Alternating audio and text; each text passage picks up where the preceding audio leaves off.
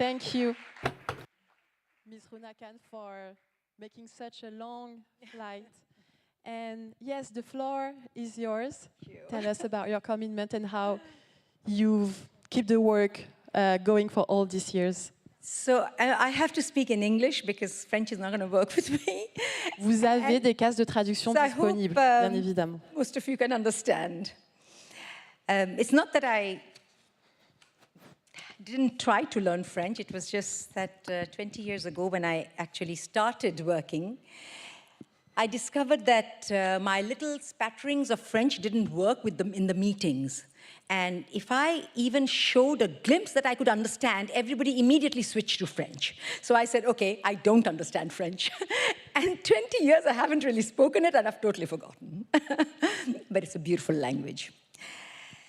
So zero exclusion, zero carbon, zero poverty. Sounds utopian.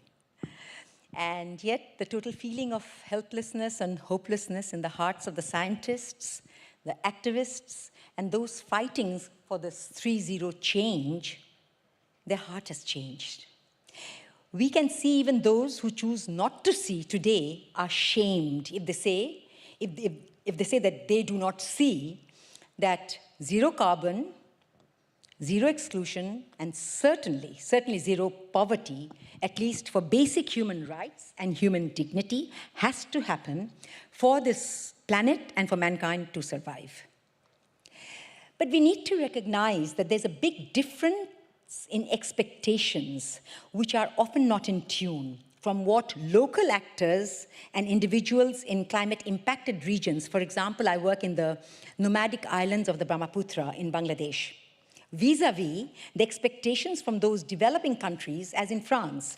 Because for the latter, it is lessening your carbon footprints, increasing biodiversity, ensuring that corporates lower their emissions and governments provide harmonious policies towards mitigation for a fair transition. But for those being impacted, it is about survival. It's about coping with the carbon impacts created by others over many, many years for their development. It's not only what they're emitting today. It's what's been done before also. In spite of all our talks of localization and community-based and led programs for adaptation, we need to see if our giving works deeply in considering the community voices. Because if only we consider the community voices, listen to what they say, listen to what they don't say, because so often it's in the don't say that you actually find the reality. We have to understand that to make a more equitable world. Thus, now today, living in ultra-poverty, and those who are living there, those who are the climate migrants, easing their sufferings, adaptation solutions, bringing to them opportunity and hope is compulsory if we want an equitable world. Because these are the people who don't have anything. It's not pity that they want equity. In equity, there is empowerment. So how can we live as human beings, and we claim that we are helping, we are serving those of us, who claim that we try to do this. Very often, there is a lot of condescension, and we give in a very undignified way. And it's then, when you give like that, it's seen as charity. And it's ironic because charity is actually also given to those who are giving it to the fields. So they are also receiving charity, but it's just in the name of aid, or it's the name of development. But they are also being given money to be able to give to the field, to be empowered. So it's a chain of empowerment that needs to happen. If we as implementers or people who are implementing projects empower those at the field, if we are asked to do that, then organizations which are empowering them also need to be empowered. they cannot have somebody else who is also taking aid money and giving it to us. We need to understand that how can somebody be empowered if you treat them or make them to think that they're getting charity. So, many years ago, many years back, I was in one of our hospital ships. So I started the first mobile hospital ships. You'll see a video in 2-3 minutes. And in one of our hospital ships, and there was intense life-saving surgeries were going on. And I was asked by the head of a very large donor organization that why are the people for whom you're making such a difference not be more humble? Why are they holding up their heads and walking away as if it's their right, And why are they not more grateful? And I was very surprised because the very essence of how friendship works or how we work is to ensure that we never allow in our giving the people to be grateful. Because all we do is ensure their rights. And but subtly we imbue that in the way we treat and extend our services, so that they never feel their dignity to be at stake. How can they be empowered, which is needed for zero exclusion, if they're forever being grateful to the donors and the service providers? We need to reflect the way that we give. And when we are in the long term, when you go step by step in growth, it's the only way forward for the millions that at the end you will need to empower. Otherwise, it cannot work. Short-term, quick projects, platforms, talks are giving ideas. It's all very nice, but we need to empower them. And we all have this, understand this responsibility. We all have this responsibility of this hidden issue of the way that we give for a real, true empowerment. And only through empowerment can exclusion happen. So think global, act local. In spite of friendship being a pioneer in the localization modality, so I started this localization concept 21 years ago. I think we should step back today and rethink of the word localization. This word is now constituting fear amongst many INGOs today. It shouldn't be that. The interpretations of it the way that it is interpreted today, localization of funding, was not in my mind when I started localization and the concept of localization, and I pushed it forward. Because what is happening is people think they're not necessary. NGOs need to work together, INGOs and NGOs need to work together, fill each other's gap. And only in doing that you can make impact happen. And Friendship is a local NGO and an international NGO because I broke this dichotomy of this North-South development many, many years ago by opening this international organization. So I started in the remotest and the most unaddressed, untouched areas in Bangladesh, not realizing that the people that I was going to serve were climate migrants whose communities were being touched and harmed by what today people are kind of panicked about, which is climate change. Today, approximately, we have about 6,000, 7,000 staff, serving about 7.5 million people every year, direct service access. And 80% of those people are all people that we have trained, empowered, brought out of exclusion to provide services. So where in areas children were dying of diarrhea, people had no idea about their geographical, political, social ecosystem. Today, for example, during COVID, our offices were far away from those fields, 14 hours, 20 hours to reach them. Who made people survive? It was those that we had empowered.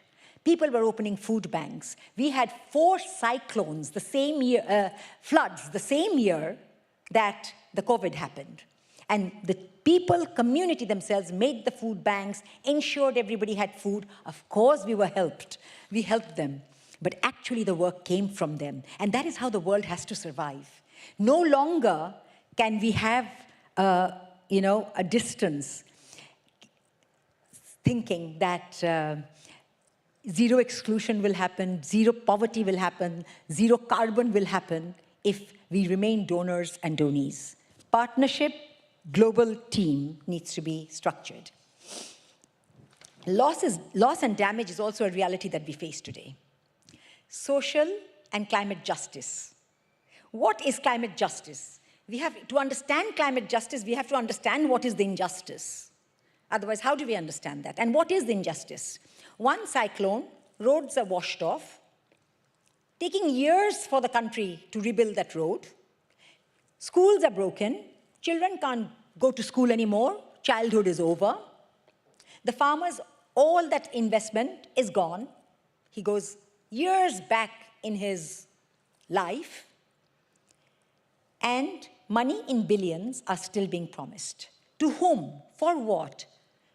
Those who need to survive daily are not even part of any of the dialogues which are happening today. So who gets to decide? Those sitting who have never even perhaps seen a person who actually has suffered the climate impact.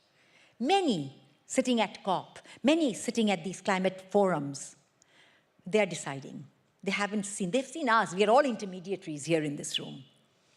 None of us are actually the victims. So how are we going to include them?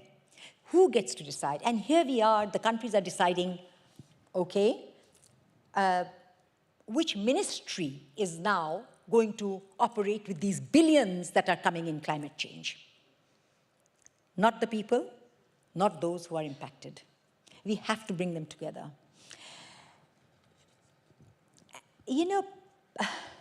The fact that the carbon emission has got to stop, it has to be reduced. It's recognized as a reality today, and that is the hope. Say, even 5 years ago, when you opened the newspapers, it was not there. Today, we are talking about it all the time. UNHCR still calls the people who have to migrate, still calls them internally displaced people. But believe me, within 5 years, Bangladesh, which is a country of 170 million people, 5 meters above the sea level, when the sea level goes high, they'll be all migrants. And I appeal to the UNHCR, and I'm doing it all the time, they must address them as climate migrants, because then people start moving a bit and seeing that they adapt a bit, and solutions are brought to them. Policymakers also, for policymakers, it's the same. We need policymakers to understand this. I have a short film it's a 5 minutes film on what we do and how we are addressing the carbon footprints that are left behind, the adaptation solutions, and inclusion for poverty, and inclusion, which is inclusivity is what we are trying for justice and for equity. So there's a short film, 5 minutes. Thank you.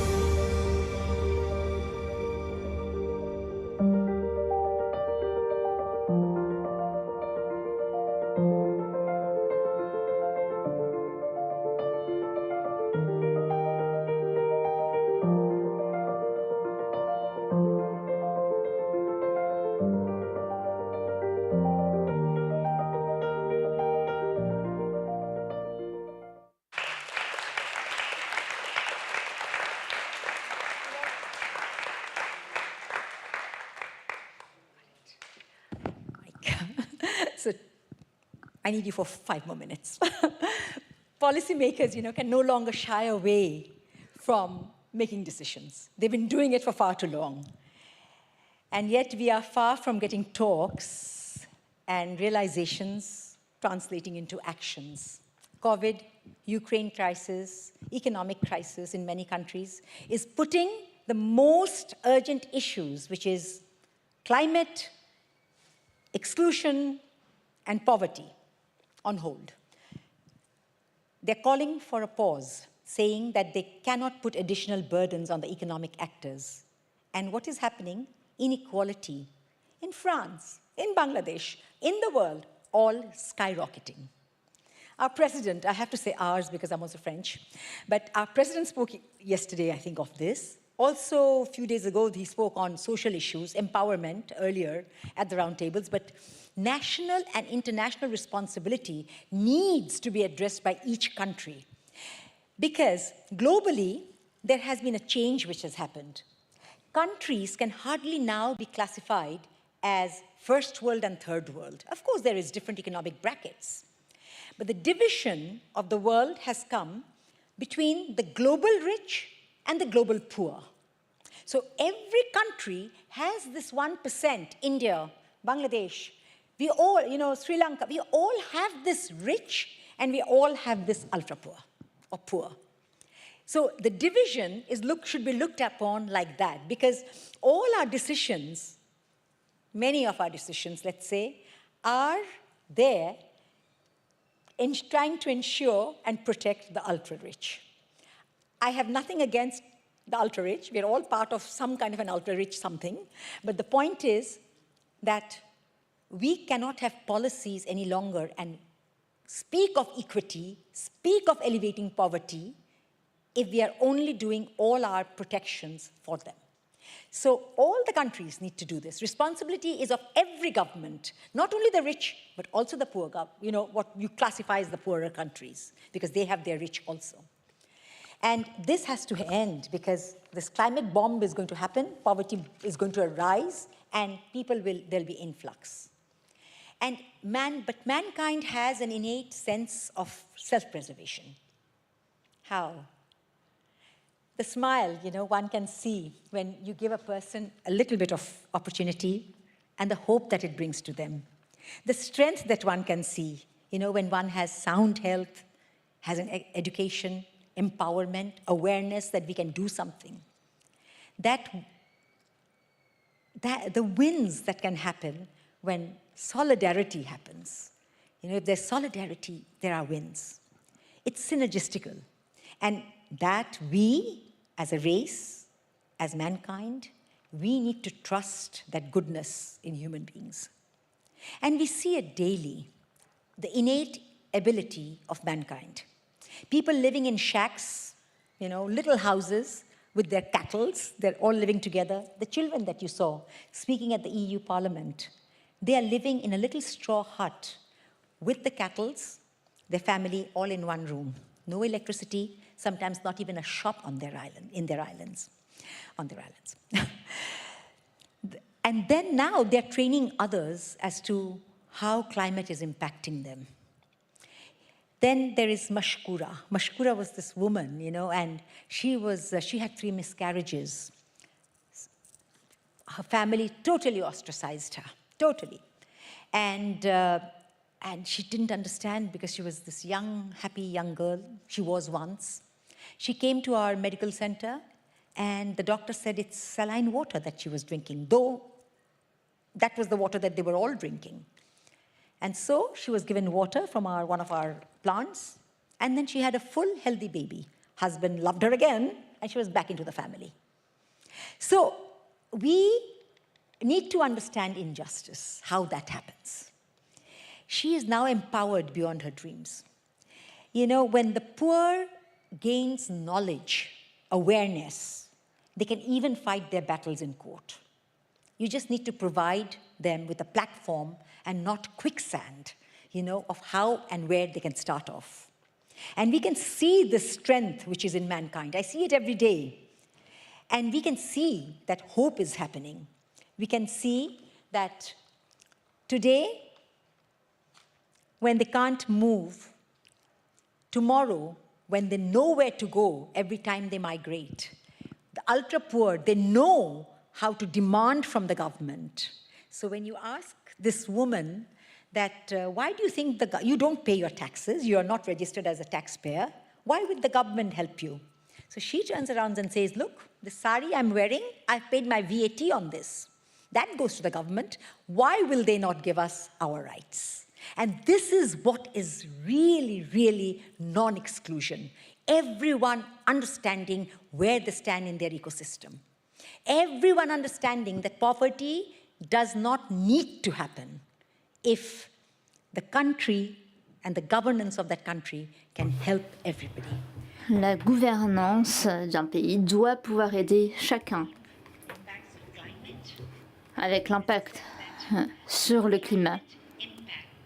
Je l'ai toujours dit, l'impact du climat, c'est bien plus large aujourd'hui. Il y a déjà les dommages qui ont été causés. Maintenant, nous devons agir.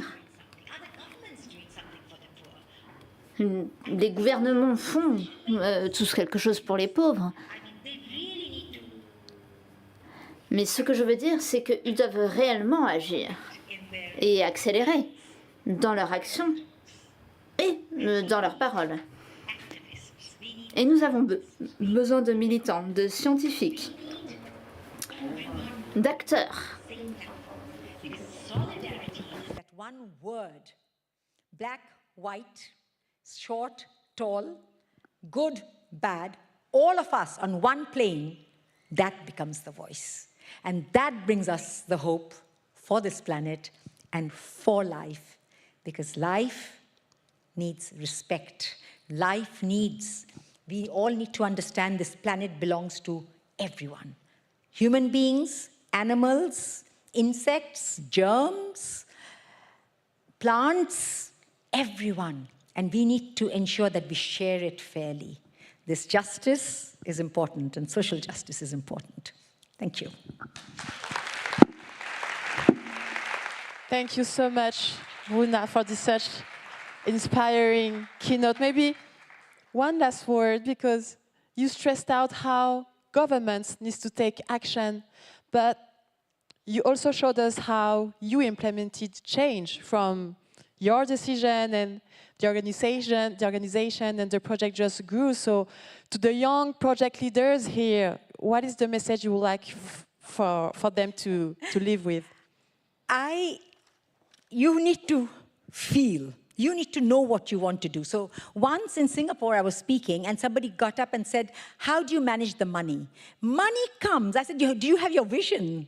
Do you have your drive? Do you have your motivation? Do you have your courage? If you have all this, money will come. The direction will come. Because, you know, when I started, I didn't even want to make a big, a large organization. I just wanted to do it properly. I wanted to do it well. Because as I was just speaking, and I said, zeros don't make my decision. A project is, 1,000 euros, so it's a bad project. As soon as you start adding the zeros next to it, it becomes 100 million, it's a great project. It can't work. So the zeros are making your decisions, not you. So you need to have a focus. You need to understand what you will do. And I think above all, we don't give enough kudos to working with values and ethics. People think that large organizations they don't need to do it. They can just push their way through. But an organization can work with values. And it's only by doing that will there be equity, a bit more equity. The other day, I just saw in the news that youth today, in today's world, and this was a complaint, okay, that the young people demand more from their bosses and from the companies they work in than they did before. So I thought of it and I said, okay, what is this? Is it that they're becoming lazy?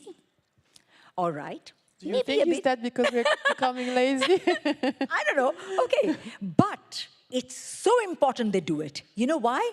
Because that demand is going to ensure that the bosses are not making all the money. So that brings equity also. So demand, keep demanding. You do your part, but keep demanding. Thank you so much. Thank you. Give Runa a big applause. Thank you for sharing this. Thank you, Runa. Effectivement, c'est vraiment tout le message clé à repartir. Indeed, this is the key message that we should bring home tonight. Let's keep our ambition, our project DNA. Let's continue the work. And then visibility will come. We need to gather our courage. And for this, let's welcome Loïc. Please give him a round of applause. I think tonight, I hope, he's going to be able to cheer us up. Bonsoir. Good evening. Je suis venu avec quelques musiciens autour de moi. So I've brought a few musicians with me.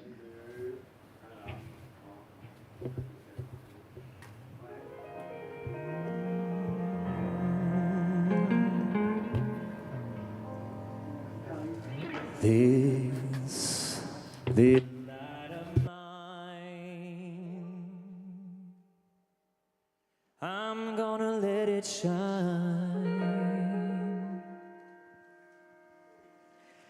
This little light of mine,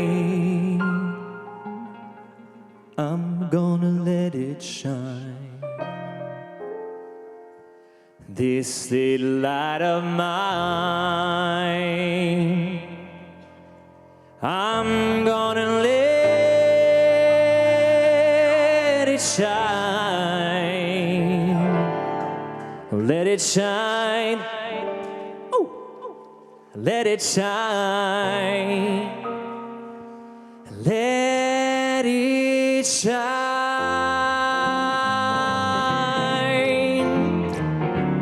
Everywhere I go, come on. Woo. And everywhere I go, I'm gonna let it shine. And everywhere I go, I'm gonna let it shine. And everywhere I go, I'm gonna let it shine. Please let it shine. And even in my home, I'm gonna let it shine. 'Cause even in my home, I'm gonna let it shine. 'Cause even in my home, I'm gonna let it shine. Oh, please let it shine. Nico!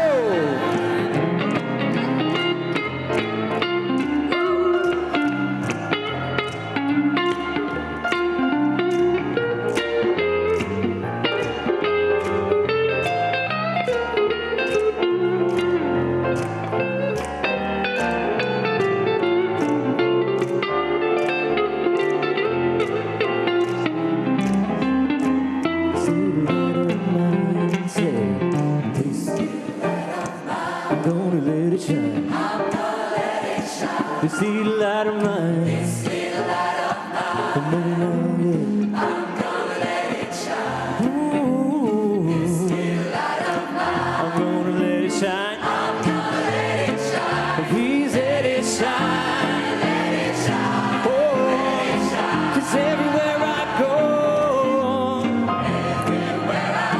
I'm gonna let it shine. And everywhere I go,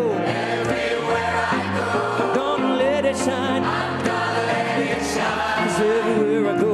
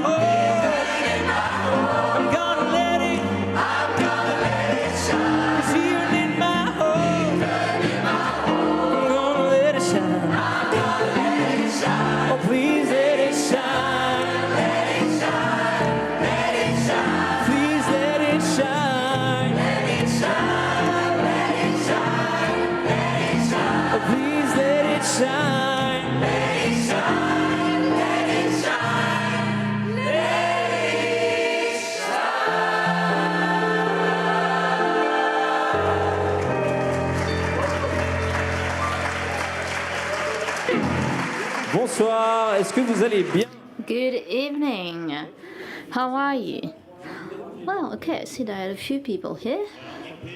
So, this is my band, Beaumoker. So, when talking about a chorus, we see that there is also a director.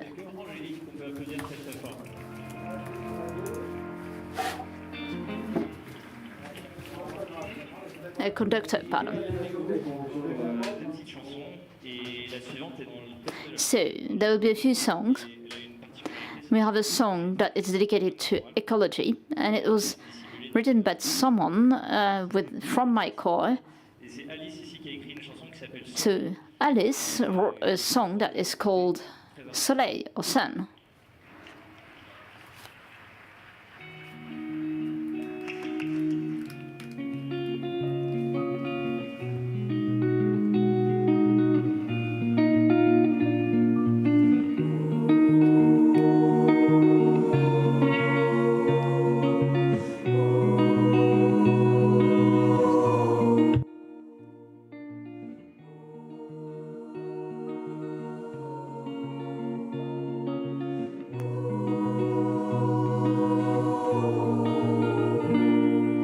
Sous un millier d'étoiles, je veux m'en aller, me reposer,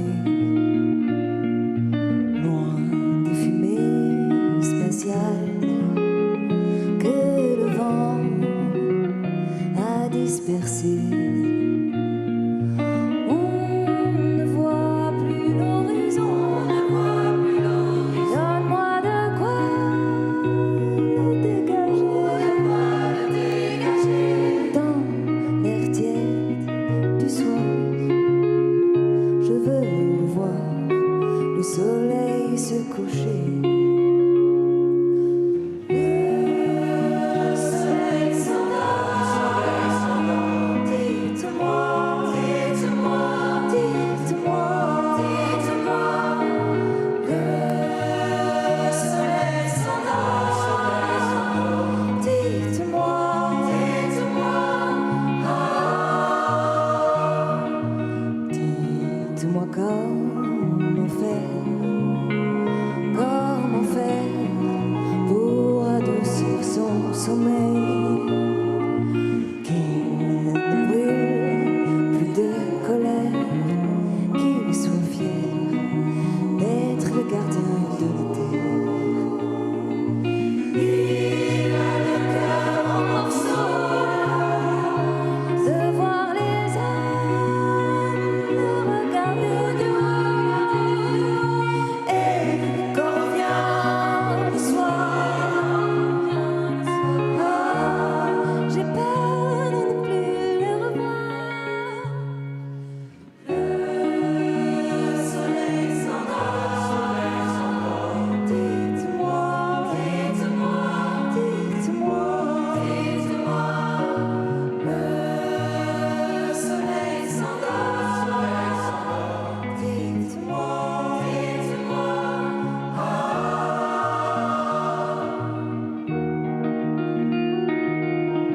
Le soleil s'endort. Le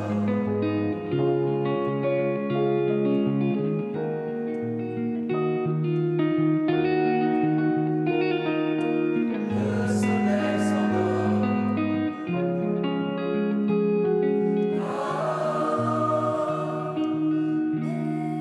Mais si les étoiles ne suffisaient pas à nous réchauffer, mais si les nuages ne se dissipent pas, où pourrons-nous aller? Mais si les étoiles ne suffisent pas à nous réchauffer, mais si les nuages ne se dissipent pas, où pourrons-nous aller? Mais si les étoiles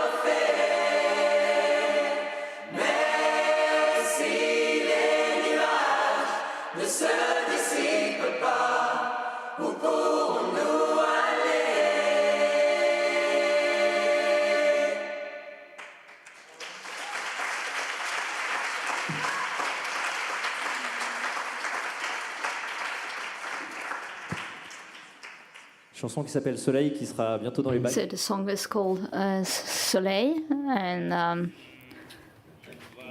will be commercialized soon. So there will be another song, but with Beaumocoeur we have another tradition. We like to sing together, but we also like to sing along with others. So can you please repeat this song, sound after me? So I see that some of you look a bit scared. Well, don't worry. There's a song that is very well known. Can you please repeat after me? Ain't no mountain high. So for English-speaking people here in the room, please repeat. Ain't no river wide enough to keep me from getting to you. Vous avez les paroles sous les yeux, donc ça va être plus facile You pour. can see the lyrics here displayed on the screen. It will make it easier for everyone.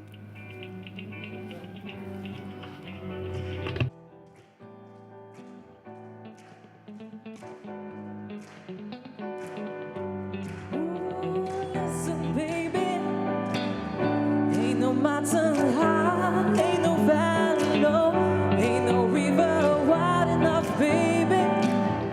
If you need me, call me. No matter where you are, no matter how far. Don't worry, baby. Just call my name. I'll be there in a hurry. You don't have to worry, 'cause baby, there ain't no mountain high enough.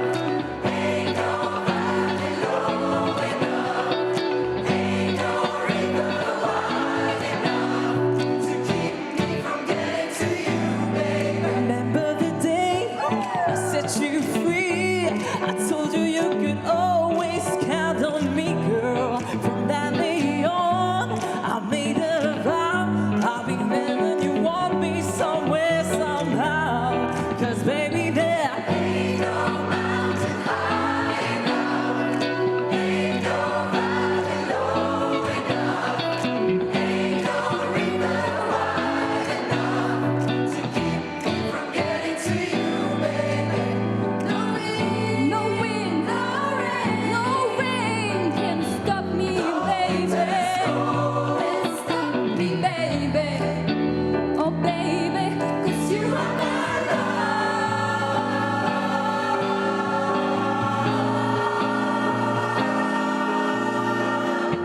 My love is alive, but deep in my heart, although we are miles apart. If you ever need a helping hand, I'll be there on the double just as fast as I can. Don't you know that there ain't no mountain high enough, ain't no valley low enough, ain't no river wide enough to keep me from getting to you, baby. Ain't no mountain high enough, ain't no valley low enough, ain't no river wide enough to keep me from you. Ain't no mountain high enough, ain't no valley low enough, ain't no river wide enough to keep me from you. Ain't no mountain high enough, nothing can keep me from you.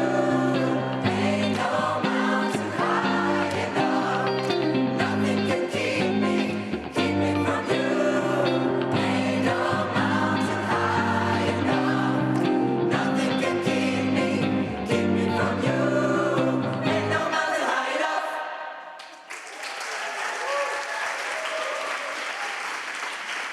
Merci.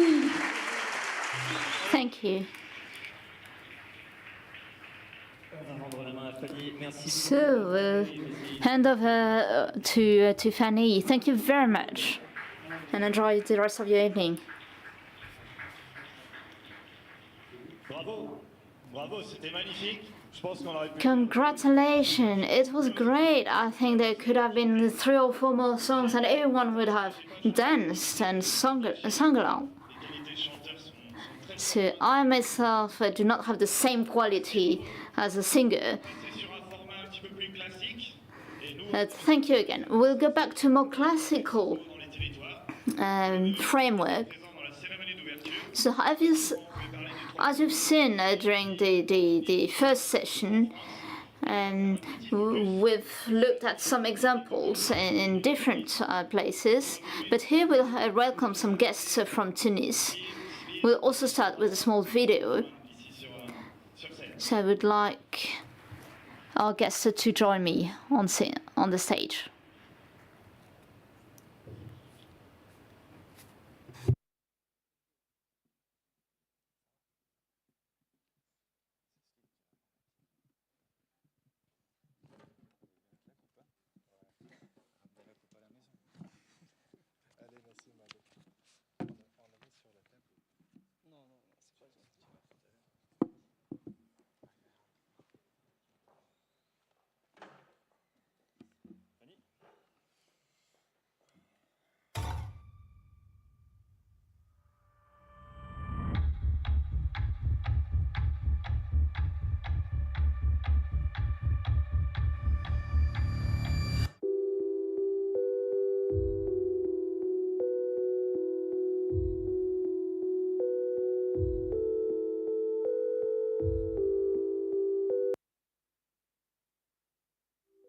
Vous les montrer. Bon, bah, tant pis. On la garde pour plus tard. On garde. We wanted to show the video, but okay, we'll keep it for later. Apologies for this small technical incident, but we'll move on with the discussion with our guests, and we'll play again the video later. So, with me tonight, Slim, Nassim, and Cody, who come from Tunisia. So thank you for being here. We'll focus on what's happening in Tunisia. I've attended a national competition there, the Campus Club 3.0. But what is it? So the Campus Club 3.0 is a club that promotes entrepreneurship among young people. We've created 15 different clubs in 4 regions. Great. And who are the members of these clubs? These are people who want to change. Generally, this is an experience that lasts for no longer than 2 years, and there is a social and environmental dimension. So these clubs are funded everywhere in Tunisia. What I've witnessed is the activity at the end of the project, so the national competition. But I'm sure that there have been many other projects all throughout the year. Indeed, the national competition was the end, the closure of a whole year of activities. So when I started to develop this concept, we started to define the members that we wanted to welcome among us. The objective was to gather people, to bring people together around a certain idea, and with the basis of entrepreneurship. And we've done all this work. This work has been possible thanks to the partnership that we did in Tunisia. So our partners allowed to ensure the training of our clubs, and they funded the national competition. Great. I've seen an EY team in Tunisia. So this is something very special. We're talking about 3.0. We organize a forum. We create a project with the 3.0 houses. And in Tunisia, they've decided to start with a project that was oriented towards the youth.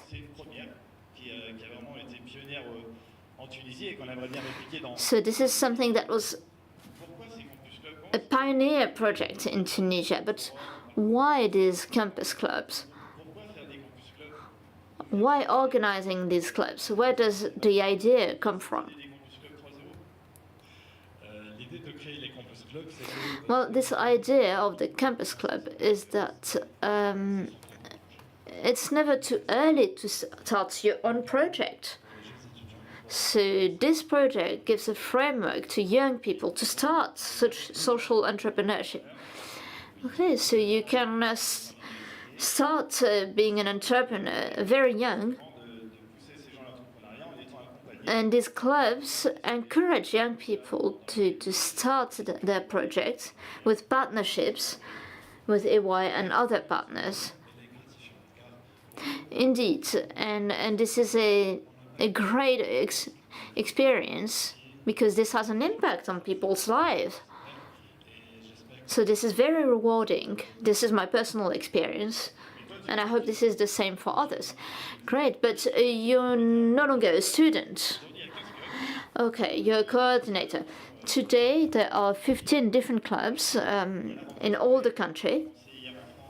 And yesterday in France, people were going back to school, and this is also the case in Tunisia. But what is the objective in Tunisia for this period of time? Well, this is to start again the project in the clubs, to increase the numbers and to reach new countries. So reaching 30 new clubs and copying this initiative in 5 or 6 other countries. Well, this is a great ambition.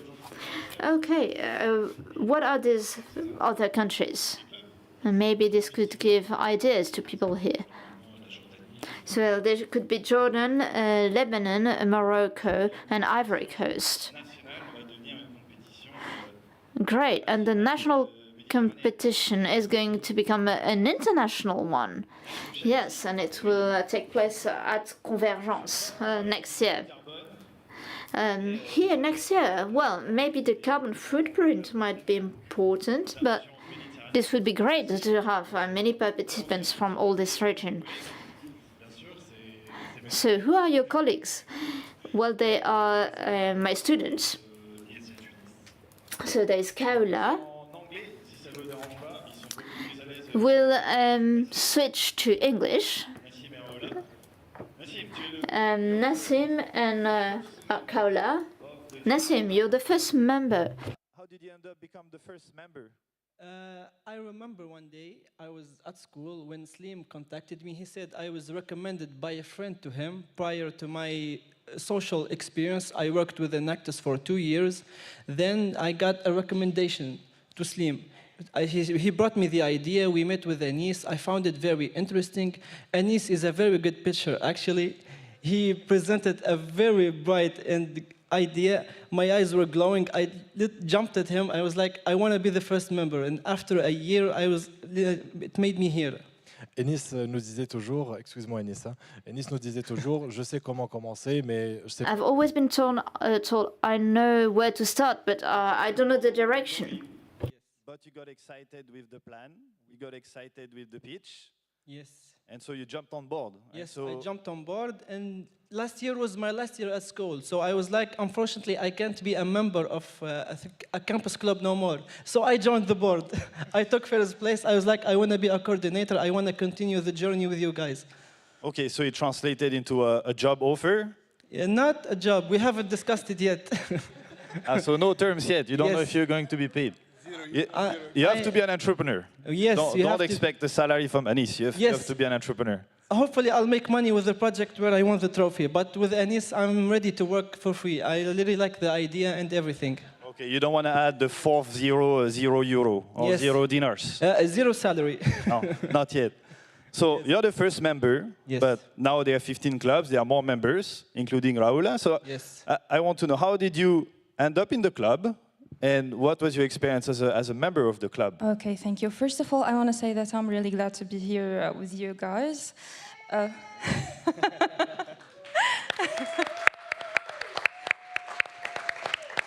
Second, about my experience and how it started in Tunisia. So, just like Nassim was recommended by someone recommended me to Nassim. We're friends, but we weren't that close. So he was like, our other friend was, Khawla is a great profile, recruit her. And that's how it happened. And I chose the projects department because I had an experience with Enactus before, and I really wanted to go further with 3.0 Campus Club, because in 3.0 Campus Club, it's different. They really encourage us to be the leaders of our own projects, and that's what makes the difference between us and other people. We go for our own ambitions, things that we truly believe ourselves.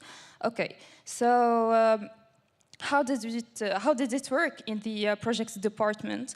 The first thing that I had to do was to make sure that I ensure building a safe space for my colleagues. A safe space was needed for them so their creativity can come up. Without safety, there's no creativity. And that's what happened first. That was the first foundation that I've built. Second, by one, I started making people believe in themselves too. Like, you have an idea, you can work on it. You have a goal, you can go for it. Nothing can stop you but yourself. That was what I was always repeating. Nothing can stop you but yourself. Anything you want to reach, you can reach it. Second, the thing that we started to do as a team, now that we fully believe in ourselves, was to scrutinize our society.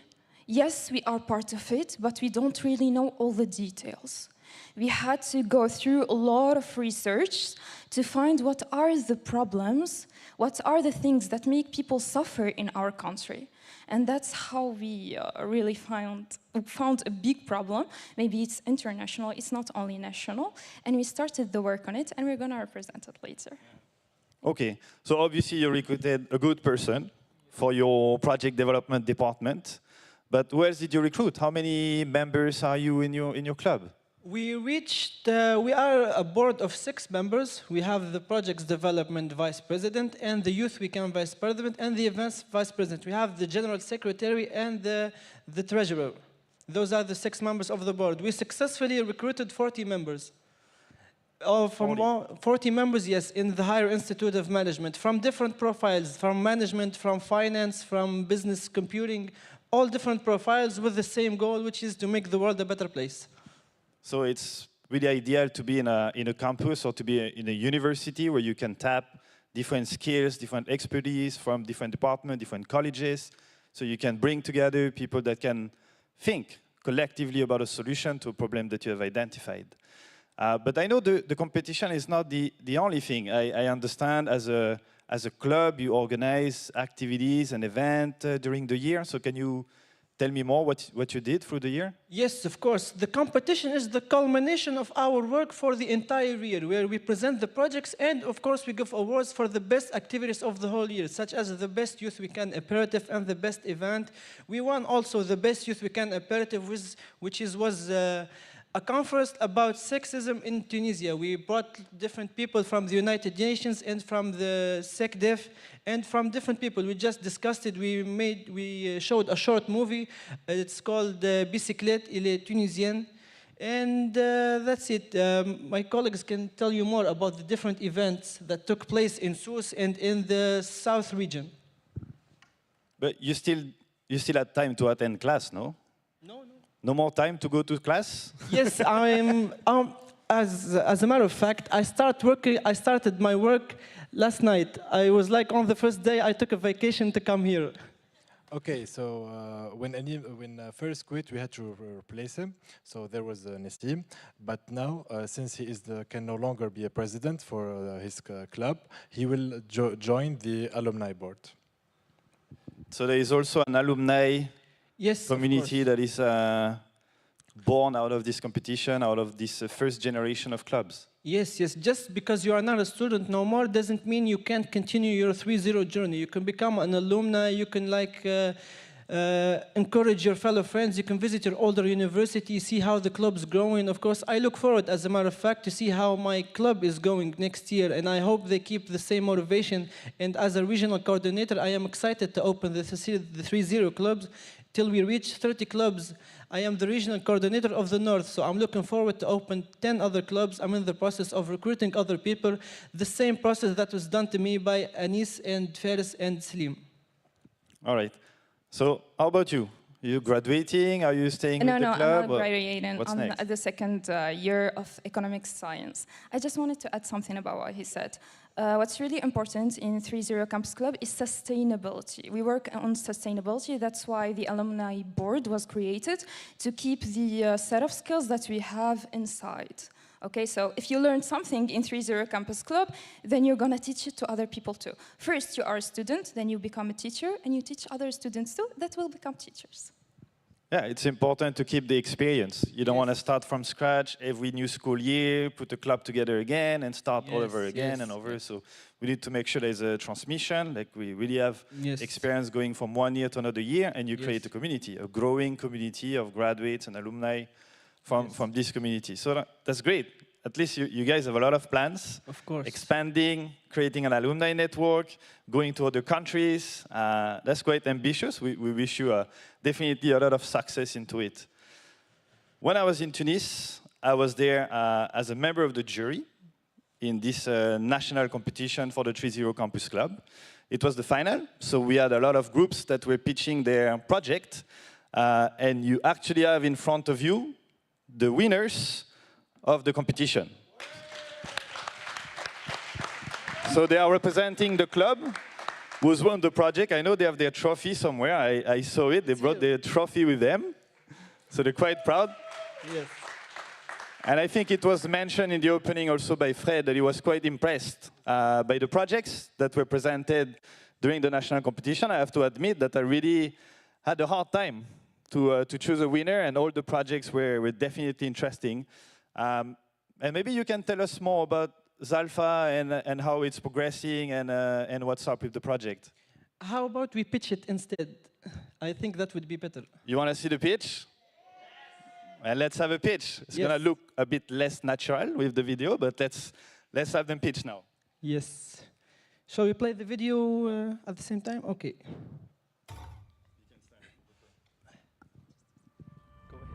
2021, over 100 countries were signing up to the Global Methane Pledge, setting themselves the target to reduce methane by 30% until 2030.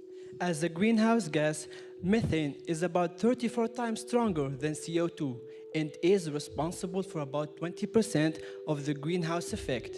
It traps much more heat in the atmosphere, but gets destroyed over a decade, which is faster than CO2. Still, due to new emissions of it being constantly released, it forms a concentrated thick blanket that covers our Earth.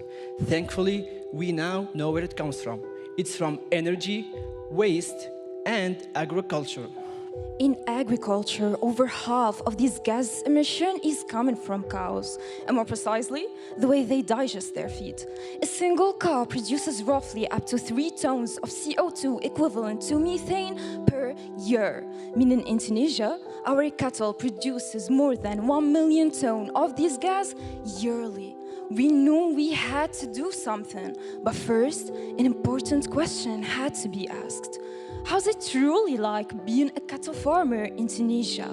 We dug deeper through this issue, and that's how we figured out the harsh conditions that these farmers and their cows are suffering from in our country.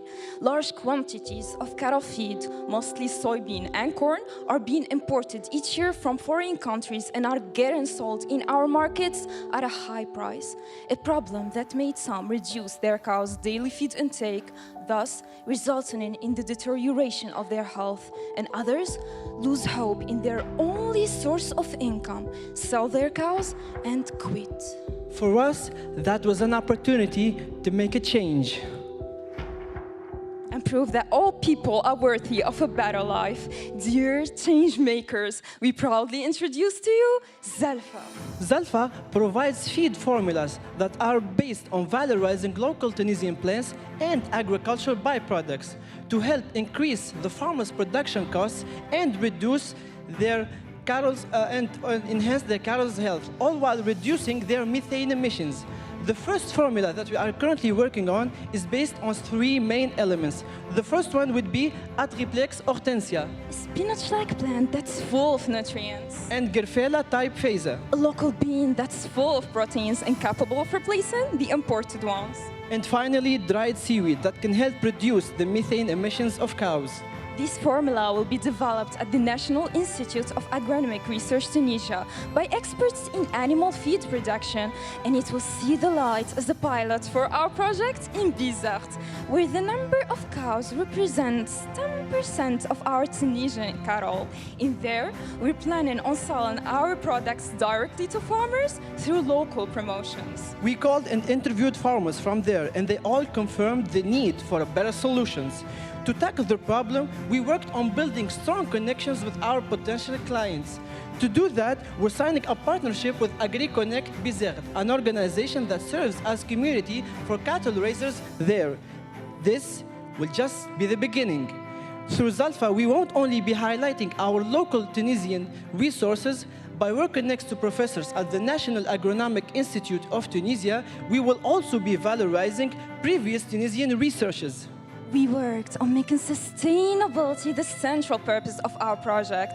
That's why Zalfa contributes to mainly 3 SDGs. The first one would be zero hunger, Through promoting sustainable agriculture, and decent work and economic growth. through providing farmers with sustainable and affordable cow's feed, And finally, climate action. by reducing cows' methane emissions. Farmers, experts, and all Tunisian institutions can contribute to make the change. It's time to join forces. It is time to believe in Zalfa. Thank you.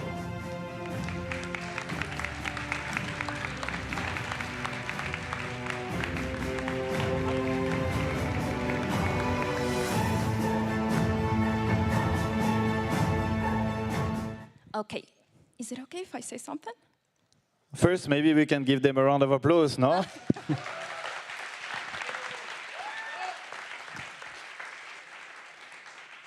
Okay, so in Tunisia, this pitch was pitched by 3 persons.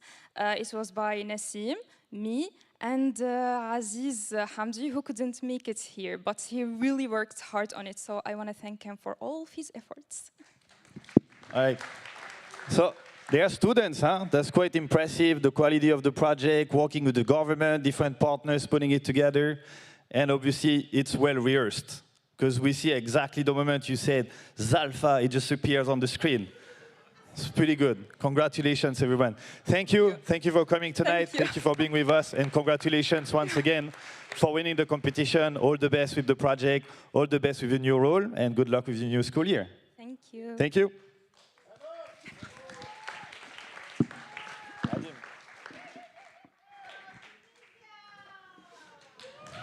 Woo!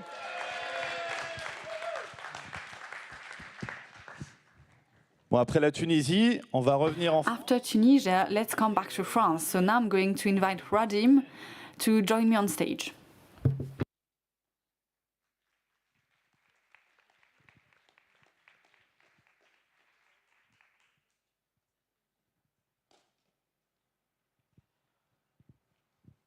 Bien, je t'en prie. Please. So, back in France now. We were in Tunisia, we had the choir, now we're back in France. And we're going to leave Paris. Good evening, Hadim. Take a microphone. Good evening. Hadim, who are you? And where do you come from? Good evening, everyone.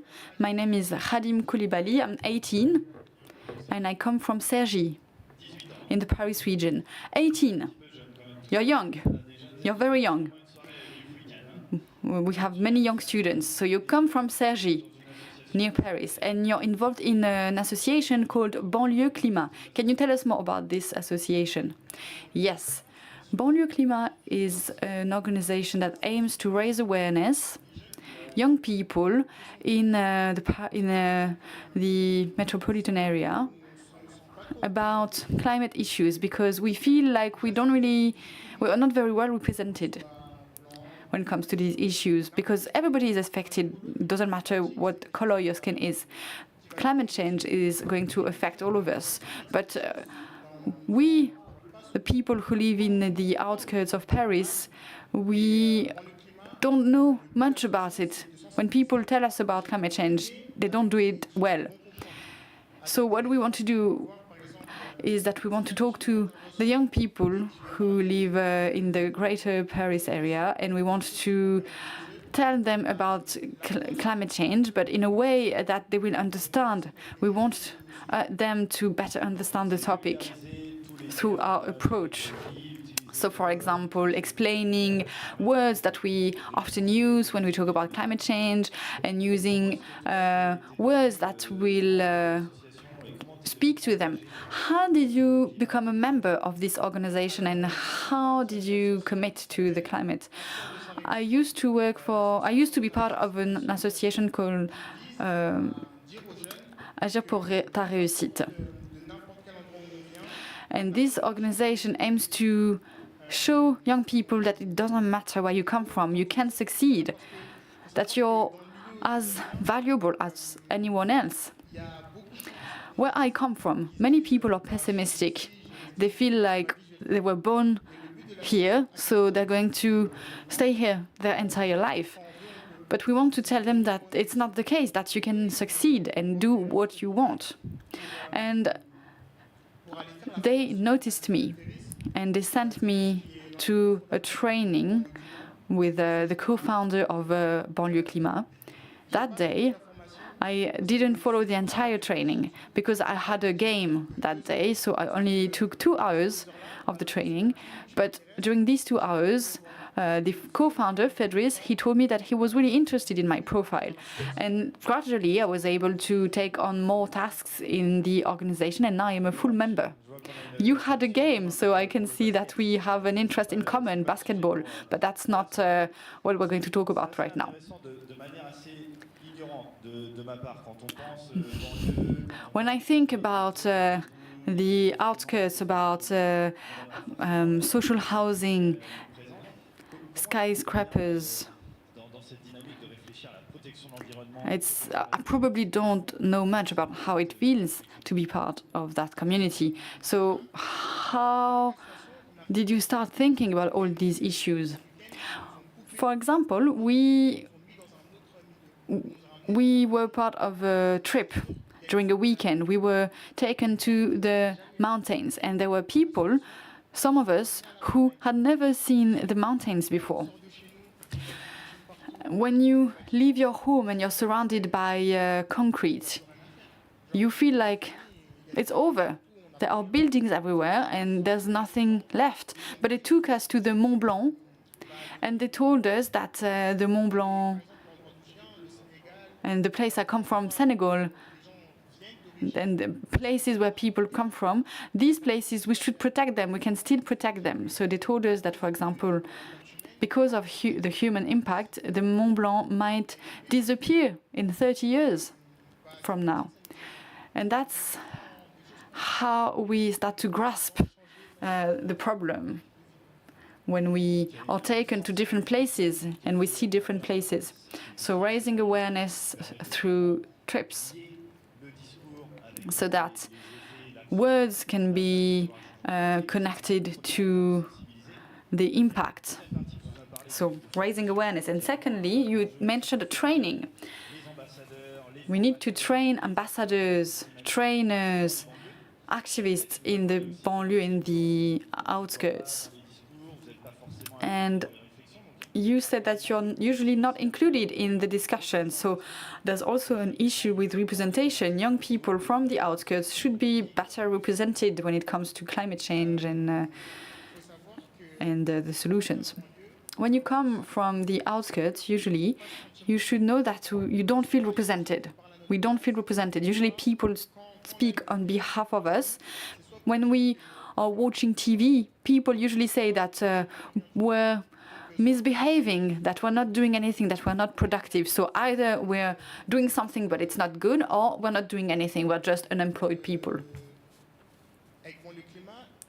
And with Banlieue Climat, first, where we are represented. We feel represented. It's very strong. It's a very strong feeling to feel represented. If I watch a movie tomorrow and I don't like the hero, I don't feel inspired, then I'm not going to like the movie. And it's the same with the climate. So Ferris, for example, is an example for me. He's someone who looks like me, who similar to me. So if I see that he is able to do something, then I feel like I'm also able to do it. And in this way, you can find someone who might be able to represent you in the future. That's the point. It's really important for you to have a seat around the table. And what about climate change? How do you feel? And how are you affected by climate change in the outskirts? Because usually people who are least affected, rather people who are most affected are those who didn't cause the problem. For example, rising temperatures, the lack of green spaces, of plants. It's very important that we listen to your perspective, to give a different perspective. Because usually when we talk about people from the outskirts on TV, it's for the wrong reasons. And you said that there are many members in your organization. How many people? We've supported about 150 people, but we're not going to stop here. And there are people also who walk around the city. And what we want to do is to plant a seed in everyone's mind. And we want people to keep going, to continue. For example, people can create a community garden. And that's interesting because before we felt like we weren't affected by the climate because we felt like the climate was expensive. Protecting the planet was expensive. For example, if I buy pasta, I'm going to look at organic pasta, but organic pasta, they're too expensive, so I'm going to buy normal pasta. It's going to be easier for me. Because we don't have the money. We don't have the money. We can't afford it. We can't afford to choose between organic and non-organic products. And we saw that there were new ways to commit to, thanks to the organization. If you don't have money, you can give time instead. We can change our neighborhoods, we can change people's mentalities. For example, in my neighborhood, now, when someone throws something away on the floor, on the ground, there's going to be someone who's going to tell them off and say, no, you shouldn't do that. So in your neighborhood, in other neighborhoods, you're trying to create a new eco-responsible dynamic to be included in the discussions. We mentioned elites. There are elites, but as we saw today, everybody can play a part. Every single person on this planet, and it's a challenge for our generation and future generations. You're only 18 years old, but you're already committed to the climate. I know that you are studying history now, but what are your plans for the future, and what about your commitment for the climate? How do you see it develop in the years to come, and what can you tell people in the room? How can we help you make Banlieue Climat grow as an organization? After our trip to the mountains, Banlieue Climat decided to give me more space within the team. So I'm working on several projects right now. For example, I'm working on a game to make the training more interesting, more accessible. And I'm also going to explore new ways to get people interested in environmentalism. But because not everybody is going to be interested, is going to like it. We can have, for example, games, comic strips. There are so many things we can do. And I feel like I can find new ways, open as many doors as possible so that people will come in and take ownership of this issue. Well done, honestly. 18 and already very committed in a particular situation, trying to motivate thousands of young people, raising awareness, training people, and trying to have better representation. Well done, Hadim. Thank you for being here today, and good luck with everything, and see you soon. We'll see you again at the Convergence Forum. Thank you very much, everyone. Thank you for all of your experiences. We love it when projects emerge, but also when they grow. So now I'm going to give the floor to entrepreneurs who already have a lot of experience so that they can tell us and give their feedback. So Max von Abendroth, I hope my... who just arrived from Palestine. Thank you. Thank you very much, Fanny. Yeah, great to be here. Thank you very much for having us. And now we are traveling from France to Palestine. And I would like to introduce to you Hassan Omar, who came over last night. Big applause for you. Shall we sit down? Thank you, thank you. Long, very excited, very nice day. A big thank you to the organizers, Fanny, all our friends, Max, you all. It's a pleasure and super honor to be here with you today. Thank you. Fantastic. So I briefly introduced to you Hassan. Hassan is a social entrepreneur, and he is much more than that. He is really a change maker from the conversations we had today during the day. And in a very specific environment in Palestine, really his heart beats for empowering the next generation. He has 6 children himself, so I think there is something about the next generation. And I think it's great to, if you could share with us what drives you in the work that you're doing. Yeah, thank you. First, by my personality, I do love giving. I do believe that you have to pay back to community. It's not flags, it's a belief. I do believe that someday it will come back to you. As they mentioned today, don't think too much about money. Do what you have to do. Don't concern too much about the results. But you have to plan very well. The only certainty in Palestine, in the business, in every social business even, is the uncertainty. Don't wait for perfection, just do it, and the results will come later on. My drive is my passion. I love giving. I started my career for 10 years as an engineer, computer engineering. By accident, I worked as a ICT manager in the first incubator in Palestine 20 years ago. I love it. I found that it's my place. Incubation, acceleration services, and since 20 years, I got 2 degrees, master degrees, and I had hands-on experience in this era. The success of the entrepreneurs is my success. Money will come, we have all responsibilities. The uncertainty in Palestine and the socio-economic geopolitical situation is unique. A small country, very weak economy, donor connected, separation between Gaza and West Bank, if you don't know, uncontrolled resources and borders, free movement, many challenges, but with every challenge, there is a hope and a solution for a startup, despite its business, green or social.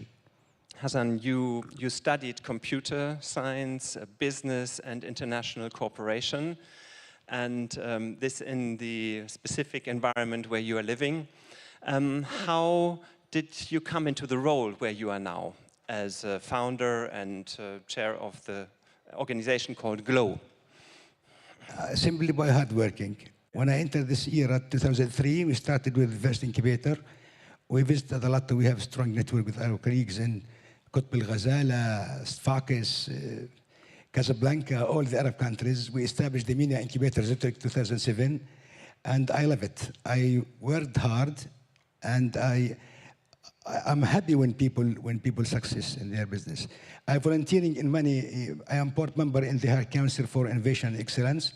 I'm heading the Innovation Excellence Committee in the NGO Association, and have many other volunteering.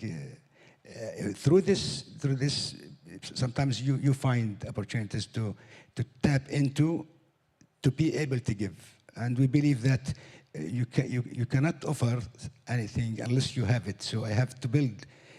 To do by doing hands-on experience, very deep, so that I can give others.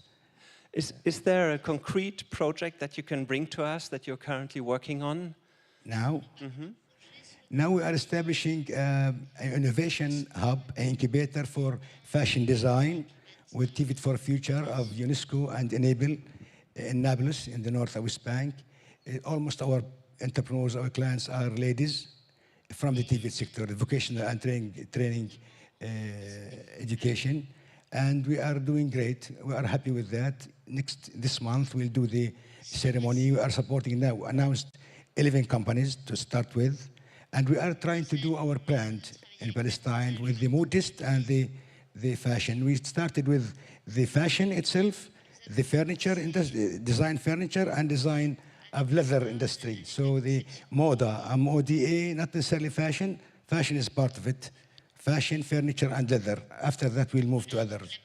And we are supporting mainly women, marginalized refugee camps, TVET sector, who really want and need that support.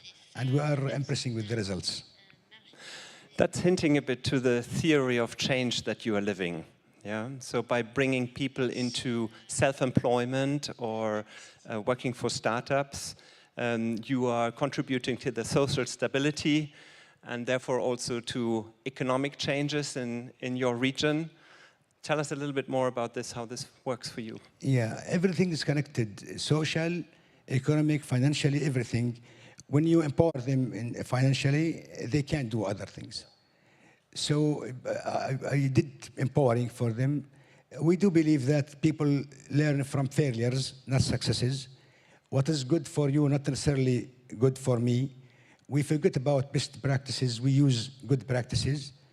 So to empower them economically, they can do other things later on. So it's the key in our minds, because it's the challenge. So from the 3 zeros, we are pointing high, shooting low. We are shooting to zeros, but we are pointing to -10, actually. So we focus on poverty, education, exclusion, and COVID-19 was a transition in this era, especially with the cloud businesses, e-commerce, e-marketing, e-learning, online businesses, which is very, very nice and good, suitable for women, marginalized, people with disabilities, and they are doing great. I heard a bit between the lines when we talked earlier that your dream is to realize something similar to what we are observing in Tunisia right now. Yeah. Yeah. Where are you with this? Have you started already in setting up like small hubs in different places? I'm a practical man, but I'm the doer. I believe in doing. I already discussed with one of our colleagues today morning, and why not to replicate this experience? We are doing very similar stuff in a way or another, but why not to institutionalize and systemize and to exchange experience? And to focus not necessarily on the 3 zeros in the same, let's take each one of them, take 1 zero. Very good. So cumulative competition, and that's it. We add to the list of 3 zero houses, Ramallah. Okay, good. What is your advice or your lesson learned that you want to share with the young generation in this audience here? As an engineer, my fault 30 years ago, don't wait for perfection. First, market-driven, just do it. God is the perfect, MVP, prototype, and do it. Like that. Don't think and concern too much about the results. The powerful business plan will not guarantee the successful project. Your university PhD degree will not guarantee that you will be wealthy. You have to do what you have to do and leave the result, leave the rest. It's not yours. You have to do and don't think about it. You will live in peace and you'll feel happy with that. This is the first point. The other one, and don't regret, listen, learn. Because whatever decision you'll take in your any age, based on the information, the input you have, you did the processing and you did the istikhara, something, and you take the decision. After 10 years, you discover that you are wrong. Big mistake. If time will go back, you will take the same decision. Because what happened is, what in Arabic, ghaib. It's not foreseen, that is. Don't blame yourself so much. Learn from your faults, think, and look for a mentor. I wish that I established Palestinian Network of Mentors and Diaspora. We have focal points in every country in the world. I wish that 30 years ago that we have such ecosystem and mentors and coaches to provide such voluntary service to us. Otherwise, we'll do much better than what we did already. So we have a say in Arabic, we change it. If you don't have a mentor, look for a mentor. Not necessarily a coach, but a mentor. And we can differentiate between creativity and innovation, and invention and inventor and coacher, many differences. So mentor is a very good one for you. Thank you very much, Hassan. It's very inspiring. Thank you. Thank you. And I hope that with the work that you're doing, many more Hassans will be there in Palestine as change makers. Thank you. Thank you so much. Thank you. Thank you all. Merci de toujours être là ce soir. Thank you for staying with us tonight. We know that we're a bit late. However, we still have many interesting and dynamic things to offer tonight.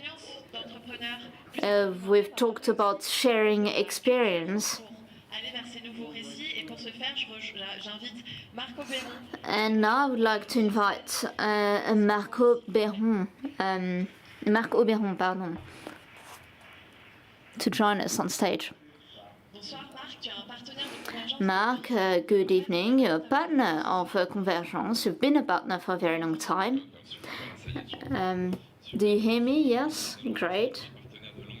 So yes, indeed, I'm a long-term partner of Convergence. And I'm very pleased to see former colleagues or partners. We're preparing the 13th edition. And I'm very pleased that we received your invitation. We have a common point with you. We have the Sustainable Development Goals, the SDGs. We have these criteria for cinema.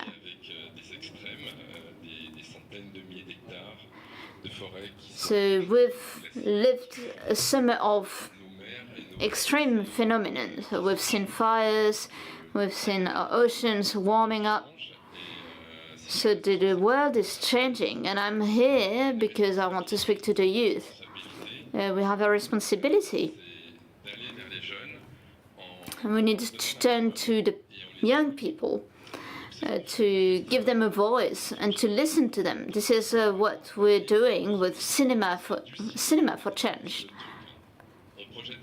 So generally we show a film and then there's a debate.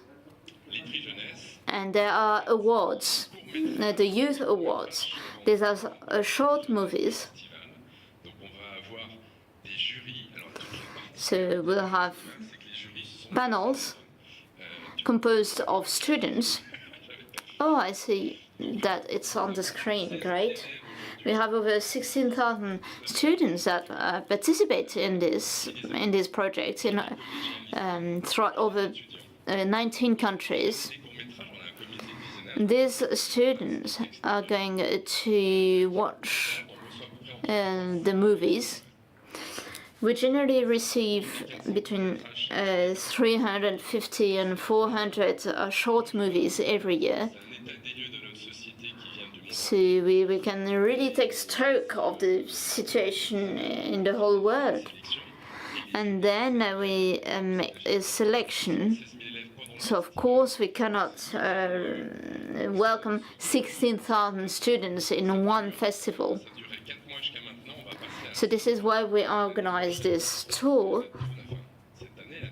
This year, our tour in the schools will start from the 3rd of November until the end of April.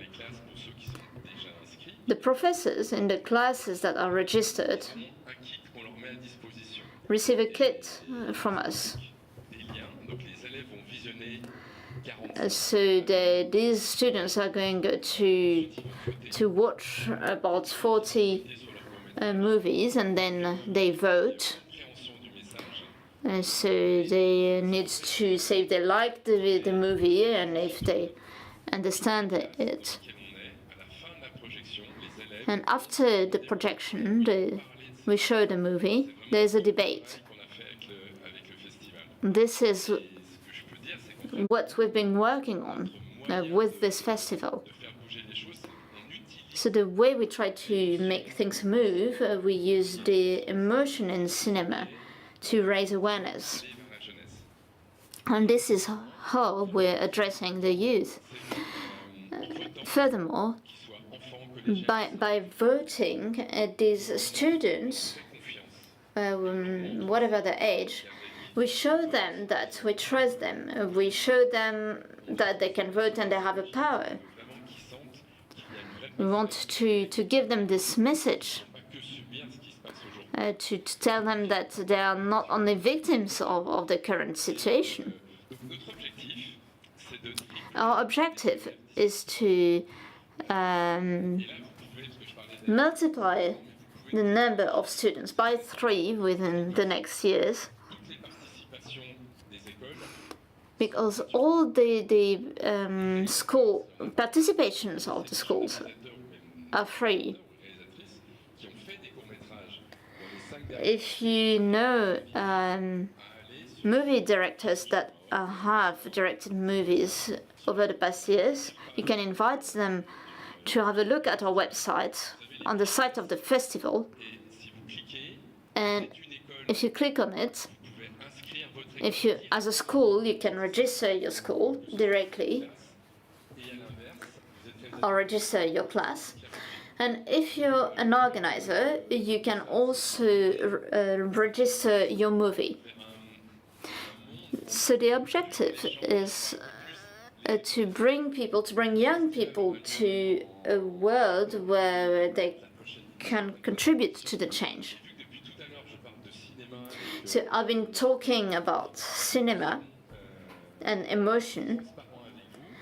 So we'll be transparent. We've selected one short movie that was selected for the festival, and we would like to show it to you. And it is important to acknowledge the authors. This is from Australia, Geneviève K-Smith and Robin Bryan, which is called The Interviewer. Thank you for presenting this film tonight. 10 minutes.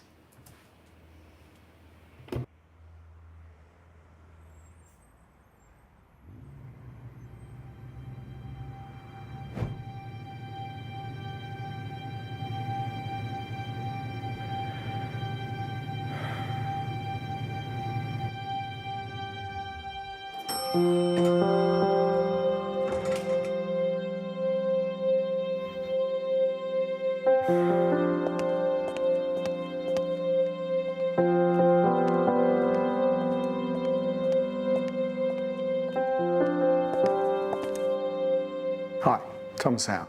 I'm here for the interview with Mr. Dexter. Yeah, sure thing. Just take a seat and he'll be out in a minute.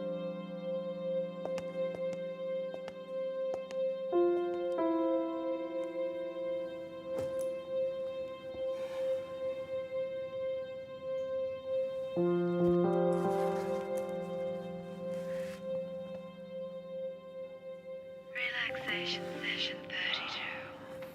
Shake off your nervous energy and think about your special place of calm and let all anxiety waste away. Reach out now and touch something in your special place. Breathe in positivity and breathe out all that nasty anxiety. Feel light and touch it.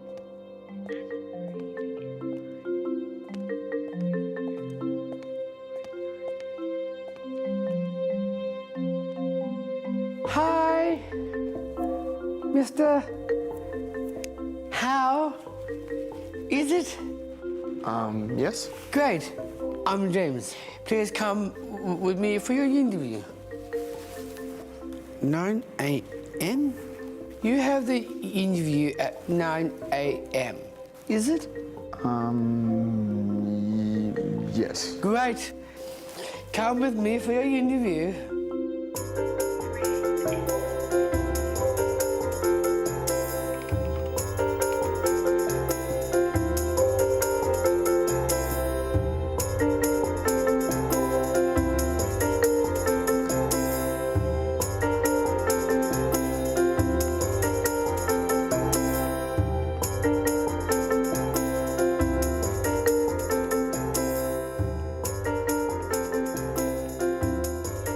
After you.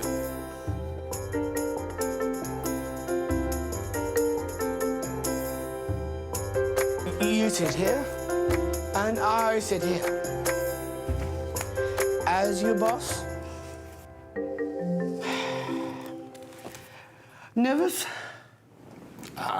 It can be scary. Go for I do job. Water or Coke? Water, thanks. Are you sure? Water's fine. Coke's better.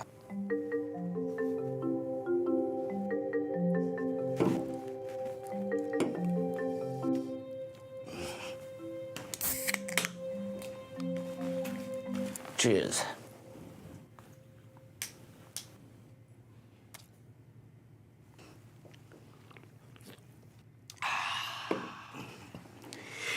So, you like movies? Yeah. Star Wars. You like Star Wars? Harry Potter. Not so much, no. What about Voldemort? I love Voldemort. Harry Potter is dead. No. Silence, stupid girl. Harry Potter is dead.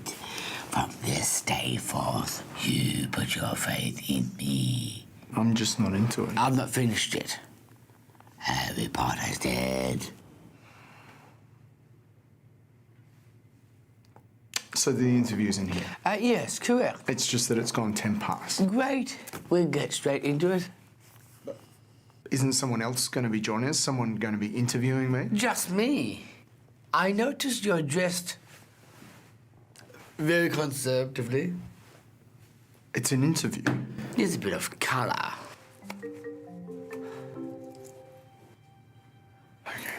Thank you. I read through your resume. You're applying for a solicitor role. Yes. Why not senior associate? Sorry? See that painting? Like it? Yep. That's on the original Dexter. I have a few of them hanging around the joint. So, you've come from Lamont, across the road. They're a great firm. What made you want to change?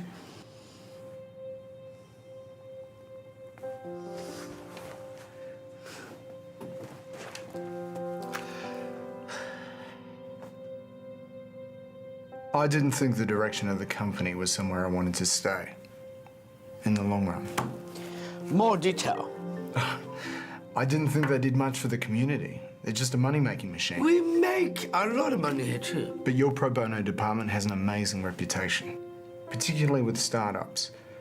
At Lamont, they rejected a lot of great-looking not-for-profits because they only dealt with more established organizations. I like that answer. You're the first person whose answer I've liked. You do know there's a partner position going here? No, I didn't. You're the type to make it there. I can tell. I've seen so many over the years. You know how long I've been here. How long have you been here? Almost 11 years. I started when I was 16. I have a lot to learn from you. Including your taste in film.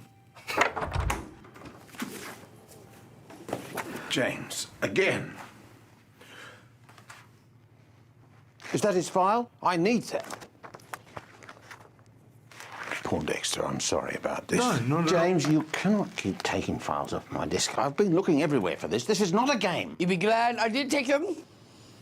See that trolley? You see that, James? Yes. That is what you're supposed to do. Take around the tea and coffee and do the photocopying, not role play with my interviewees. Shall we continue in my office?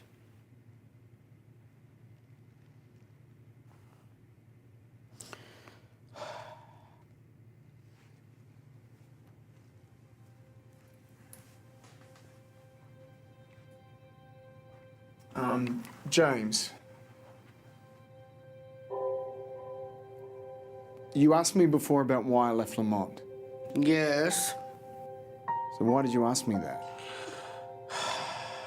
Because your resume said a senior associate, and you're going for a lister role here.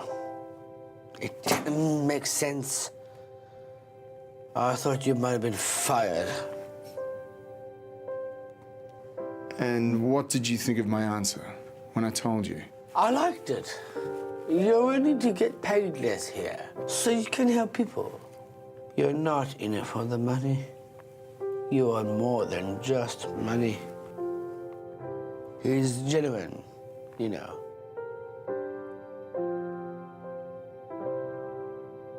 I could tell he's not trying to be a big shot. James, stop. Why? This is all I'm good for, right? Come and sit here. Sit down.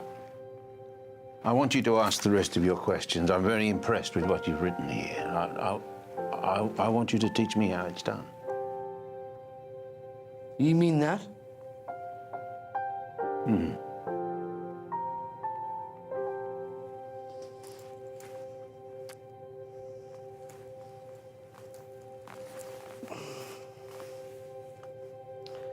The next question I had was, where do you see yourself in 10 years? Well, I believe in commitment. I'd want to see myself still here, managing cases in your pro bono department. That's my goal.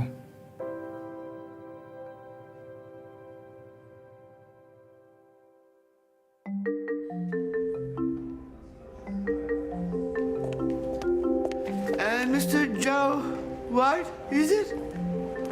Yeah, that's me. James Dexter, would you please come with me for your interview?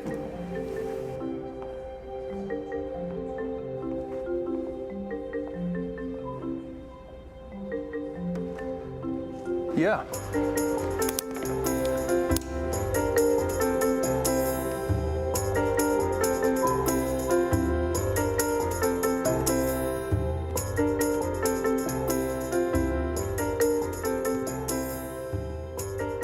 We're after you. Mr. White, this is Thomas Howe, one of our partners who'll be interviewing with me today. Pleased to meet you. Likewise. Take a seat. Would you like a water or Coke? Water. Joe, you know how long I've been here. How long? Coming up to 15 years.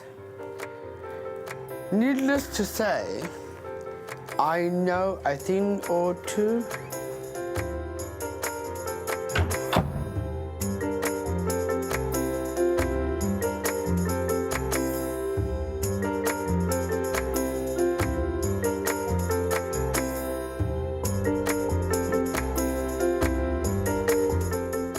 Merci beaucoup, Marc. Merci pour le festival. Thank you, Mark, and thank you for this opportunity to see this movie that is very informative and which shows that we all have preconceived ideas. So I would like to invite Ryan Jevasa on stage to share with us their experience as an entrepreneur, especially concerning inclusion at work. So please give a round of applause for Ryan from the Philippines. Thank you for joining us. Thank you so much for having me here, Fanny. The Philippines. What did you think? Wow. It's serendipity, I would say. I always show this film to organizations that I work with. I work with persons with disability. I am a person with disability myself. And I never know the people who made this film, but this has influenced so much the work that we do in terms of zero exclusion in the Philippines. So thank you so much for all the work that you're doing at your organization. It's amazing. Thank you, Ryan. Can you share a little bit about your experience, of course, as an entrepreneur who wanted to drive change in your community regarding inclusion of everyone in the workplace, of course, but mainly why, at some point, did you decide that you were the one who could make those changes happen? And what would be the key message you would like to pass on to the audience tonight? Right. I wouldn't say I made that decision for myself. I experienced exclusion after I was diagnosed with a chronic disease that could have been prevented if I had access to vaccination as a child. And that led me to being discriminated from employment because in the Philippines, part of the pre-employment procedure is you need to submit a medical certificate, which was basically what happened to me. I submitted my medical certificate and I was told that I couldn't get a job. And that gave me a realization that if I can get discriminated from jobs despite graduating university with flying colors, despite getting a license as medical technician, how much more those people who didn't have the same opportunity with me? And that at 22 years old, led me to starting Virtualhen that breaks down employment barriers for people with disabilities as well as those who are traditionally disadvantaged because of conditions they have very little control about. Great. So basically, you were experiencing some discrimination, some systematic discrimination, and you tried to offer an opportunity for people who would experience the same seems to actually have an opportunity for growth, for development. Can you tell us maybe about your path as an entrepreneur? What were maybe the main obstacles, the main difficulties, and how did you overcome all of those? Totally. I was recently part of this huge study called The Possibilist, which is the largest study of young change makers globally. And one of the findings of this study is that less than 1 in 10 entrepreneurs are able to actually sustain themselves while running their ventures. And that's one of the first things that I struggled with being a social entrepreneur. If you look at the ecosystem and the support organizations, most of these organizations are focused on supporting your organization, but not you as a person. And I think that we should rethink that approach because if you look at the statistics, there's 1.2 billion people ages 15 to 24 years old. These are a huge population that is a force for positive change. And many of these people, or these young people, are young social innovators who are starting their businesses, just like our friend from Tunis, and are very passionate about making a positive change all over the world. But we see this reality that this system that these entrepreneurs are currently operating in are not sustainable because we are too focused in terms of what these organizations achieve that we tend to forget that the personal sustainability of these young people is as equally essential. And as a young entrepreneur, I also struggled with a lot of burnout while I was starting my venture. And this same study shared that 1 in 4 young social innovators are experiencing symptoms of burnout. And we are in a generation where our currency is productivity, and we always give high regards towards people that are work the most hours, that are most productive, and we have reached a culture wherein we are the generation with the highest mental health problems. And I think that is another thing that we should rethink. And that is something that I have to learn the hard way while I was starting my venture. And that self-care has become the last priority in the process. And it led me into diagnosis with now irreversible consequences.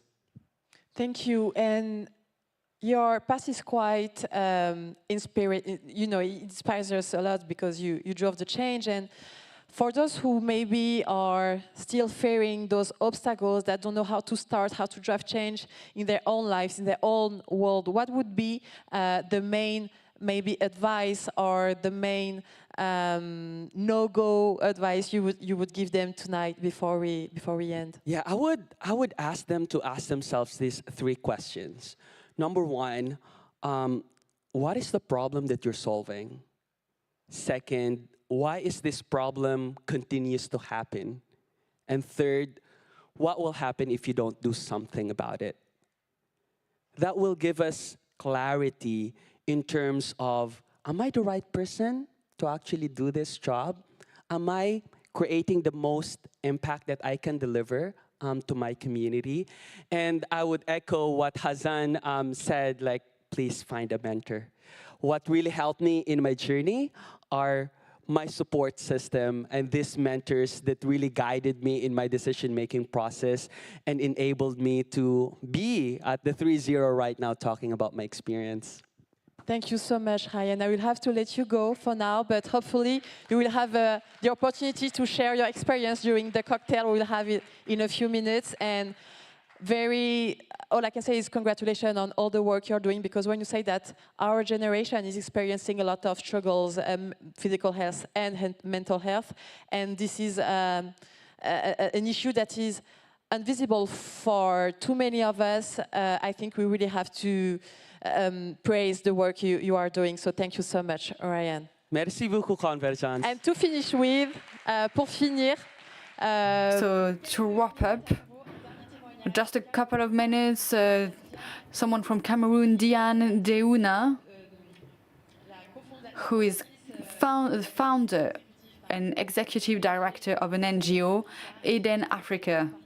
She's going to tell us about a few tips, a few moments within her journey that led her to think that she should change things in her community and get involved. A round of applause for Diane. Diane, in just a few words, can you introduce yourself? You work for Eden Africa, of course, but why did you decide to embark on this journey as an entrepreneur? Thank you for having me tonight. It's a pleasure. It took me 6 hours to be here, 6 hours on the plane, and I'm delighted to be here to share with you. My name is Diane Ndona. I'm an entrepreneur in several ways. I have my own firm for 5 years now. I started as a social entrepreneur for Eden Africa. Thanks to this organization, I'm able to do something. We are an NGO accredited with the ILO. And we also are a member of a Francophonie organization that is present on 5 continents. We work on sustainable development, on the digital sphere, and also, most interestingly, we work on entrepreneurship in what we do and for local development projects. And can you tell us about the problems that you tried to address, that you tried to find solutions for by creating this organization? The very first problem had to do with young people's entrepreneurship. In my country, as in other neighboring countries of Cameroon, we had many graduates from national universities, but then people ended up looking for a job, not even looking for a job, they were just looking for work, because work and a job is different. So they were just looking for work. Many people graduate every year, and then we end up with a lot of unemployed people. So I thought we need to change the message here. You shouldn't go to school just to get a diploma and then write your CV. We should train people to think like entrepreneurs. And that's how for 3 years at the beginning of Aid in Africa, for 3 years we only worked with universities. We've worked with over 30 universities in 5 regions, and we targeted 100,000 students. And every time our goal was to organize conferences for young people to encourage them to be entrepreneurs. We invited young people who succeeded locally because we wanted to show that it's possible to succeed even without many resources. That was the first thing. Secondly, we organized trainings in order to support young people in their entrepreneurship. And thirdly, at the universities, we created entrepreneurs clubs. And for example, we heard about a campus club. It was a similar thing that we did.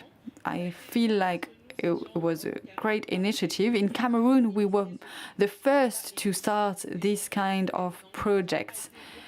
And now many people do it too, and even the government tried to replicate it. But usually what happens with policies is that politicians like to make announcements, but they're empty. So entrepreneurship and making sure young people can get a job. And that's what we call the Youth Entrepreneurship Program. That was the first problem. Second problem, empowerment, women's empowerment. So we work a lot on empowering women through tangible projects. We have co-creative workshops with women. There was one last month in August.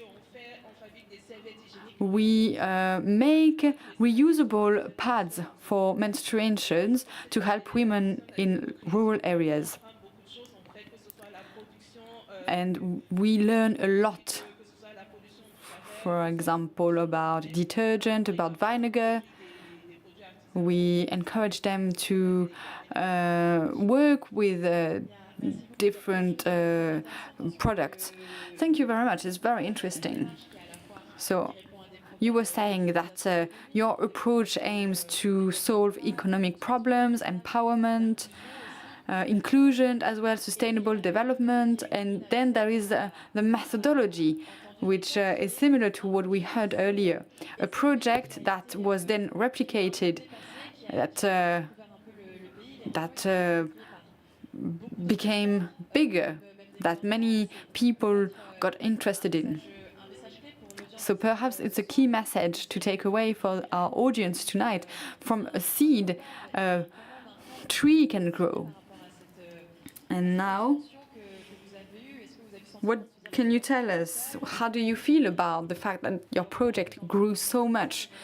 When you look where it's going to take you, if I knew how many obstacles there would be on the way, perhaps I wouldn't have made the decision, but I didn't know. So perhaps the fact that I didn't know actually helped.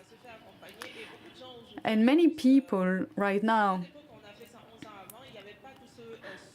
they have a support system that Ryan mentioned.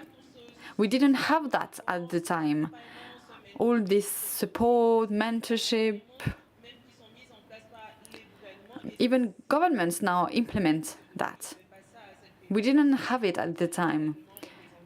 We didn't have a lot of representation, so we were trying until we found what worked. And actually in 2010 we had a first publication with the Francophonie organization to support young entrepreneurs. From our experience, we published something to help future entrepreneurs. We organized workshops in order to collect data, and we published this guide for young entrepreneurs. And the guide starts at the very beginning, the psychological preparation. And we're very proud when we give this tool. Now, it's gone beyond Cameroon because it's also used in the Central African Republic, in DRC. So it grew bigger, and we are proud to share this. We're happy that it has now reached different regions. For example, even with the International Organization of French-speaking regions. We are very proud of contributing to young entrepreneurs' projects. A small seed at first, a lot of hesitating, a lot of uncertainty.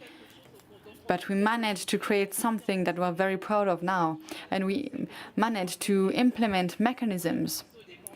At first, with the team, well, I was by myself at first, like most entrepreneurs, and now we have a full team spread across several countries.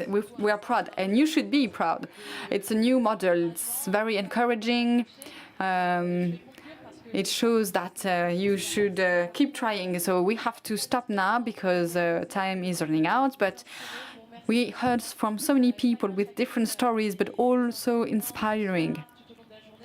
We heard from so many people today. Thank you to everyone who was here today and for this session to listen and to talk about entrepreneurship. And thank you to all of our partners as well, because we can't do anything by ourselves. So we need to find people to work with us to have a more significant impact. So I can only encourage you to feel inspired, and please stay for the cocktail, to keep sharing, to listen to their tips. If you want to remain ignorant psychologically, you can decide to do so if you want, but please enjoy the cocktail and the rest of this evening, and thank you for this 15th edition of the forum.